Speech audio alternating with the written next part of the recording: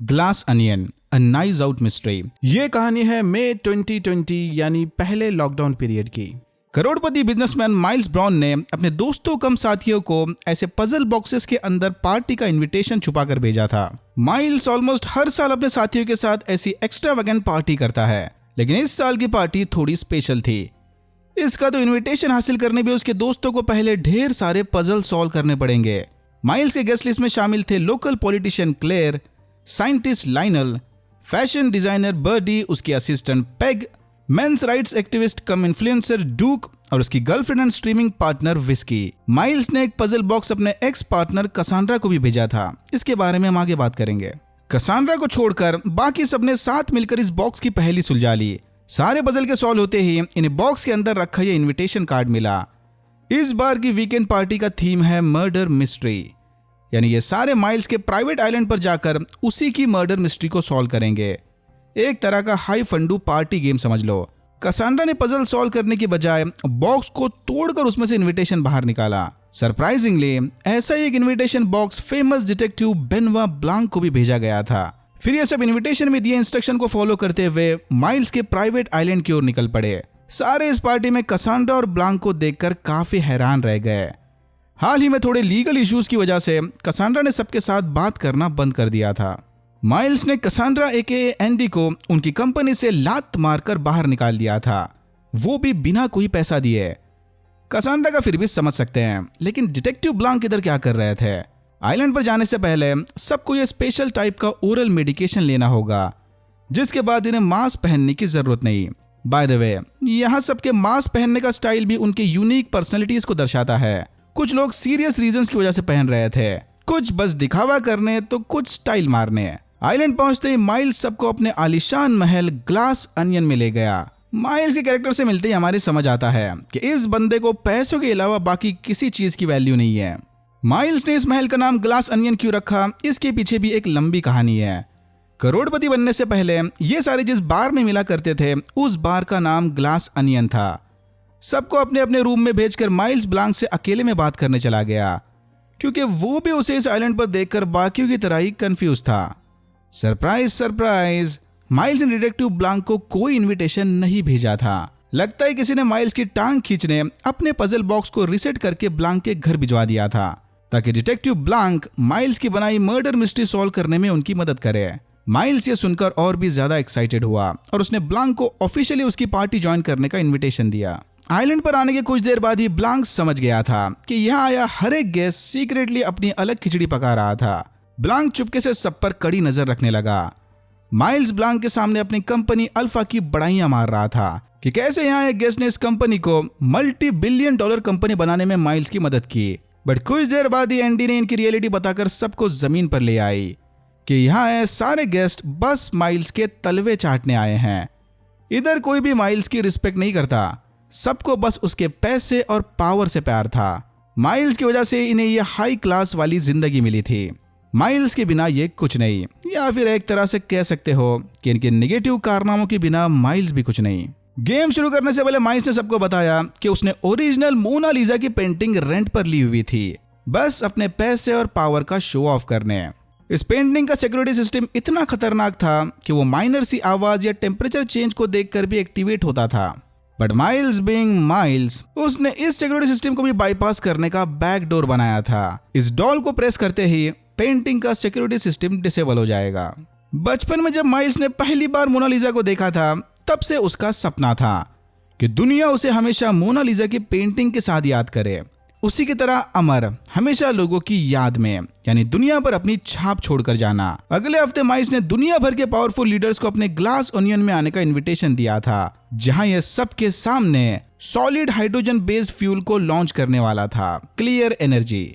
ये सुनते ही लाइनर और क्लेयर काफी गुस्सा थे, क्योंकि इन्होंने अभी तक क्लियर फ्यूल को अच्छे से टेस्ट नहीं किया था। कोई नहीं जानता कि यह हाइड्रोजन एनर्जी कितनी सेफ है। बट डोंट वरी, माइल्स के मुताबिक उसने इसकी सारी टेस्टिंग कर रखी थी। इनफैक्ट ये पूरा का पूरा आइलैंड या ग्लास अनियन क्लियर एनर्जी पर ही चल रहा था। एनीवेज, डिनर पूरा होते ही माइल्स की बनाई मर्डर मिस्ट्री स्टार्ट हो जाएगी। माइल्स के हिसाब से इस मिस्ट्री को सॉल्व करने में इन्हें पूरा वीकेंड लग जाएगा। बट डिटेक्टिव ब्लांक ने बस खड़े खड़े ये मिस्ट्री सॉल्व कर दी। अपने एक्साइटिंग प्लान को बुरी तरह से फेल होता देख माइल्स काफी डिसअपॉइंटेड था। माइल्स ने गॉन गर्ल की राइटर को ढेर सारा पैसा देकर उससे ये मिस्ट्री बनवाई थी और ब्लांक ने बस कुछ ही मिनटों में माइल्स की सारी मेहनत पर पानी फेर दिया। जो भी हो, ब्लांक को लगता है कि माइल्स का ये मर्डर मिस्ट्री वाला आइडिया निहायत ही खतरनाक था। यहाँ ऑलमोस्ट हर एक गेस के पास माइल्स को मारने का मोटिव था। माइल्स और विस्की के बीच सीक्रेट अफेयर चला था। ब्लांक ने माइल्स को बताया कि ड्यूक उनके अफेयर के बारे में जानता है। बाकियों के पास भी माइल्स की जान लेने के लिए स्ट्रॉन्ग मोटिव्स थे। कोई भी इस मर्डर मिस्ट्री वाले गेम की आड़ में माइल्स को सच में मार सकता था। ये तो ऐसा हुआ जैसे माइल्स ने अपने ही पोटेंशियल मर्डरर्स के हाथ में लोडेड गन थमा दी और बाद में सब इधर अंधेरा कर दिया कि आओ और मारो मुझे। डाइनिंग रूम में वापस आते ही ड्यूक और एंडी के बीच जबरदस्त बहस छिड़ गई।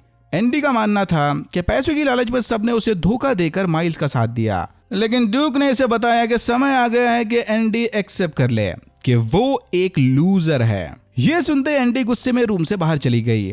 तभी ड्यूक को धड़ाधड़ गूगल अलर्ट्स आने लगे कि उसके चैनल पर तगड़े व्यूज आ रहे हैं। ये देखकर माइल्स ने उससे वादा किया कि वो जल्दी ड्यूक को अपने अल्फा न्यूज नेटवर्क का हिस्सा बना लेगा। ये सुनते ही ड्यूक खुशी से पीने लगा कि तभी अचानक किसी रीजन की वजह से ड्यूक की सांस अटक गई और देखते ही देखते उसने सबके सामने दम तोड़ दिया। अनफॉर्चुनेटली लो टाइड्स की वजह से सुबह 6 बजे से पहले इन तक मदद नहीं पहुंचने वाली। तब तक सबको अपने रूम में शांति से बैठे रहना होगा। लेकिन तभी माइल्स ने देखा कि ड्यूक जिस गिलास से ड्रिंक पी रहा था उस पर माइल्स का नाम लिखा था। यानी ड्यूक ने एक्सीडेंटली माइल्स का गिलास उठाया। किलर एक्चुअली में ड्यूक को नहीं माइल्स को मारना चाहता था। कोई कहीं नहीं जा रहा। सुबह होने तक सारे इसी जगह खड़े रहेंगे। ब्लांक ने देखा कि ड्यूक की गन और फोन दोनों गायब थे। ड्यूक स्विमिंग पूल में तक अपनी गन के बिना नहीं जाता, यानी किसी ने जरूर वो गन चुरा ली। विस्की ने सबको बताया कि ड्यूक का मर्डर एंडी ने किया है। इसी कियोस्क में माइल्स ये भूल गया था कि रात के 10 बजते ही उसने ग्लास ओनियन की सारी बत्तियां बुझाने की प्लानिंग कर रखी थी। ये उसके ओरिजिनल मर्डर मिस्ट्री का पार्ट था, लेकिन अब काफी देर हो चुकी है। 10 बजते ही चारों तरफ अंधेरा छा गया। इसी मौके का फायदा उठाकर सारे रूम से बाहर भाग गए। ब्लांक ने एंडी का पीछा करते हुए उसे पकड़ लिया।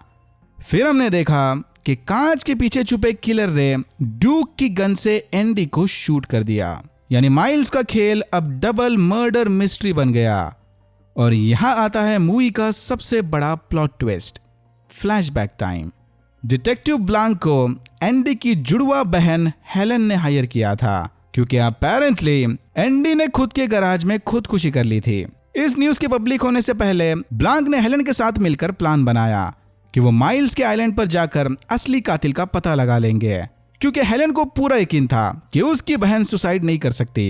एंडी के रीसेंट एक्टिविटीज और डेली डायरी की एंट्रीज देखकर यह बात साफ हो गई थी कि आखिरी दिन तक तो उसका मूड एकदम सही था, तो वो आखिर खुदकुशी क्यों करेगी। 10 साल पहले एंडी ने ग्लास ओनियन बार में अपने दोस्तों को माइल्स से मिलवाया था। अल्फा कंपनी का आइडिया भी ओरिजिनली एंडी का ही था। एंडी ने बार में बैठे बैठे नैपकिन पर सारी प्लानिंग बना ली थी। बाद में इसी आइडिया को फॉलो करते हुए एंडी ने माइल्स के साथ मिलकर $1 बिलियन एम्पायर खड़ा किया। लेकिन वो ये नहीं जानती थी कि माइल्स एक नंबर का टोपीबाज आदमी है। एक दिन माइल्स को अचानक से हाइड्रोजन फ्यूल में इंटरेस्ट आने लगा और उसे अल्फा कंपनी के सारे रिसोर्सेज क्लियर प्रोजेक्ट में लगाने थे। एंडी जानती थी कि यह हाइड्रोजन फ्यूल वाला कंसेप्ट जरा भी सेफ नहीं था। अगर कुछ भी इधर उधर हो गया तो ढेर सारे मासूमों की जाने जा सकती है। एंडी का सपोर्ट ना मिलने पर माइल्स ने बाकी सबके साथ मिलकर एंडी पर ही केस ठोक दिया। यहाँ मौजूद सारे गेस्ट ने झूठी गवाही दी कि अल्फा कंपनी का आइडिया माइल्स का ही था। उसी ने ग्लास ओनियन बार में नैपकिन पर सारी प्लानिंग की थी। माइल्स ने बाद में चुपके से झूठा नैपकिन भी बनवा लिया था।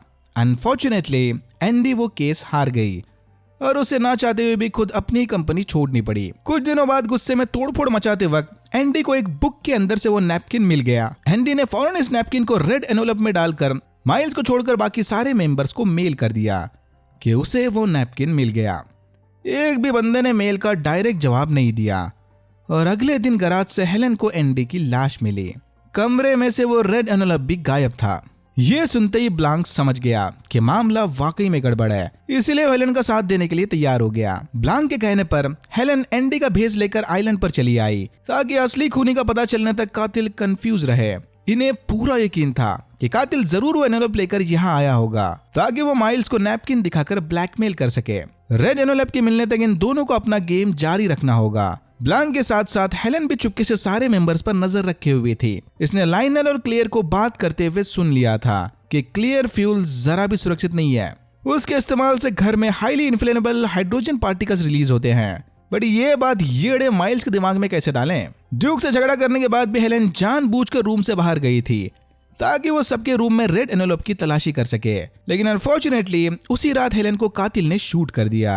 बट लकीली इस डायरी ने हेलन की जान बचा ली। इसी मौके का फायदा उठाकर ब्लांक ने हेलन के कपड़ों पर सॉस गिरा दिया और उससे मरने की एक्टिंग करने को कहा ताकि कातिल को लगे कि उसका काम पूरा हो गया। जब ब्लांक बाकी सबसे मर्डर के बारे में पूछताछ कर रहा था तब हेलन माइल्स के ऑफिस जाकर रेड एनवेलप को ढूंढ रही थी। किसी के रूम में एनवेलप नहीं मिला, इसका मतलब यही था कि एनवेलप ऑलरेडी माइल्स के पास पहुंच चुका है। माइल्स ने वो red envelope fake napkin frame के पीछे ही छुपा कर रखा हुआ था। एंडी ये नैपकिन लेकर सीधा ब्लांक से मिलने चली गई। ब्लांक ने फाइनली सारी कड़ियां जोड़कर पहली सुलझा ली थी। माइल्स को कोई भी मारना नहीं चाहता था, उल्टा माइल्स ने अपना ग्लास ड्यूक के हाथ में थमाकर उसे मार दिया। ड्यूक को पाइनएप्पल से जानलेवा एलर्जी थी। माइल्स ने चुपके से ड्यूक के ड्रिंक में पाइनएप्पल जूस मिला दिया था, लेकिन क्यों? वो गूगल अलर्ट से याद है ना, वो ड्यूक के स्ट्रीमिंग चैनल के नहीं बल्कि असली एंडी की मौत के थे। मीडिया को एंडी की मौत के बारे में पता चलते उन्होंने धड़ाधड़ आर्टिकल्स रिलीज कर दिए। ड्यूक यही आर्टिकल लेकर माइल्स को ब्लैकमेल करने चला गया ताकि वो माइल्स को पटाकर उसके न्यूज नेटवर्क में अपनी जगह बना सके। जब एंडी ने वो मेल सबको भेजा था तब सारे बिना कोई रिप्लाई दिए सीधा उसके घर चले गए थे। बट उनकी लाख कोशिश करने के बावजूद भी एंडी ने दरवाजा नहीं खोला था। ड्यूक सबसे पहले वहां पहुंचा था, लेकिन ड्यूक ने रास्ते में माइल्स को एंडी के घर से लौटते हुए देख लिया था। लाइनल ने सीक्रेटली एंडी की मेल की कॉपी माइल्स को फैक्स कर दी थी। फिर मैक्स अपनी बेबी ब्लू स्पोर्ट्स कार में बैठकर एंडी से मिलने चला गया, जहां उसने एंडी को बेहोशी की दवा पिलाकर बेहोश कर दिया। फिर एंडी की मौत को खुदकुशी दिखाने माइल्स ने उसकी अनकॉन्शियस बॉडी को गराज में पड़ी चलती गाड़ी में रख दिया। कार के एग्जॉशन से दम घुटकर मौत। एंडी की मौत की खबर वायरल होते ही ड्यूक समझ गया था कि उस दिन एक्चुअल में क्या हुआ था। एंडी ने सुसाइड नहीं किया बल्कि माइल्स ने ही उसे मारा होगा। विस्की को माइल्स के साथ अफेयर चलाने भी जबरदस्ती ड्यूक ने ही भेजा था ताकि वो माइल्स को न्यूज नेटवर्क डील के लिए पटा सके। ड्यूक की मौत वाली रात हेलन विस्की को यही बात समझा रही थी कि ड्यूक उसके लिए सही बंदा नहीं है। बट विस्की को गलतफहमी हुई कि शायद इसी ने ड्यूक को मारा होगा, इसीलिए वो ऐसे बातें कर रही है। Anyways, long story short, miles कोई जीनियस बंदा नहीं बल्कि एक नंबर का भोंदू कॉपी मास्टर है। लोग बस इसके झूठ बोलने के कॉन्फिडेंस से चकमा खा जाते हैं। इसी ने ड्यूक की गन और मोबाइल फोन चुराकर साइलेंट मोड में डाल दिया था। एंडी की जुड़वा बहन हेलन को मारने वाला वो आइडिया भी इसने सीधा ब्लांक से ही चुराया था। कातिल के हाथ में लोडेड गन थमाकर सारी बत्तियां बुझा दो वाला। लेकिन अब माइल्स का खेल खत्म हुआ। एंडी के नैपकिन पर ग्लास ओनियन बार का लोगो छपा था जो कि बरसों पहले ही बंद हो गया, इंडिकेटिंग कि एंडी का नैपकिन असली है और माइल्स का नैपकिन फेक। बट तभी माइल्स ने लाइटर से वो नैपकिन जला दिया। सत्यानाश। ब्लांक भी समझ गया कि बिना सबूत के ये लोग माइक का कुछ नहीं बिगाड़ सकते हैं। हेलन के लाख समझाने के बावजूद भी यहाँ मौजूद एक भी गेस्ट माइल्स के खिलाफ गवाही देने को तैयार नहीं था। डिसअपॉइंट होकर बाहर जाने से पहले ब्लांक ने चुपके से हेलन के हाथ में ये ड्रिंक और हाइड्रोजन फ्यूल का टुकड़ा थमा दिया। ये वही टुकड़ा है जो इसे माइल्स ने दिया था। हेलन समझ गई कि ब्लांक इनडायरेक्टली क्या बोलना चाह रहा है। माइल्स का ध्यान भटकाने हेलन ने रूम में तोड़फोड़ मचा दी। हेलन को गुस्सा निकालता देख बाकी सारे भी इस तोड़फोड़ कारोबार में शामिल हो गए। फिर हेलन ने मौका देखकर रूम में आग लगा दी और उसमें हाइड्रोजन फ्यूल का टुकड़ा फेंका। बस फिर क्या था, पूरे के पूरे ग्लास ओनियन को हाइड्रोजन फ्यूल से पावर मिल रहा था। हवा में हाइड्रोजन पार्टिकल्स की आग पकड़ते ही सारे ग्लास ओनियन में जबरदस्त धमाका हुआ। माइल्स की फेवरेट बेबी ब्लू कार भी इस हादसे का शिकार बनी। बट हेलन इतनी आसानी से रुकने वाली नहीं थी।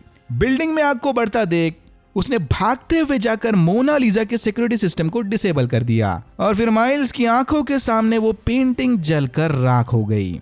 मोनालिसा के जलने से माइल्स को करोड़ों का नुकसान हुआ वो अलग, और हाइड्रोजन फ्यूल का रिपुटेशन खराब हुआ वो अलग। अब सारी दुनिया माइल्स को ऐसे याद रखेगी कि उसके बनाए हाइड्रोजन फ्यूल ने मोनालिसा की पेंटिंग जलाकर राख कर दी। चलो, एक तरह से माइल्स का सपना तो पूरा हुआ। आज के बाद दुनिया वाले उसका नाम मोनालिसा के पेंटिंग के साथ ही कनेक्ट करेंगे।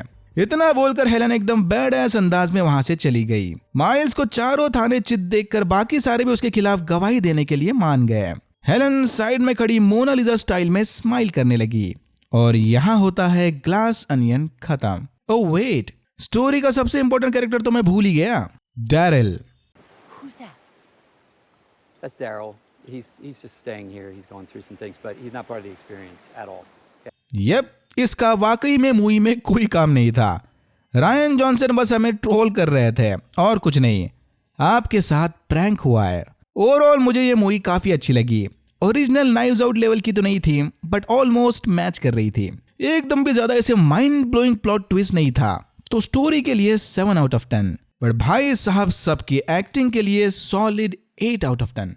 Alright, that's it for now. अगर आपको वीडियो अच्छा लगा तो please like, share and subscribe for more videos like this. मैंने ऐसे और भी वीडियोस बनाए जिनके लिंक्स आपको डिस्क्रिप्शन बॉक्स में मिल जाएंगे। Thank you very much for watching and I am hoping to see you in my next one.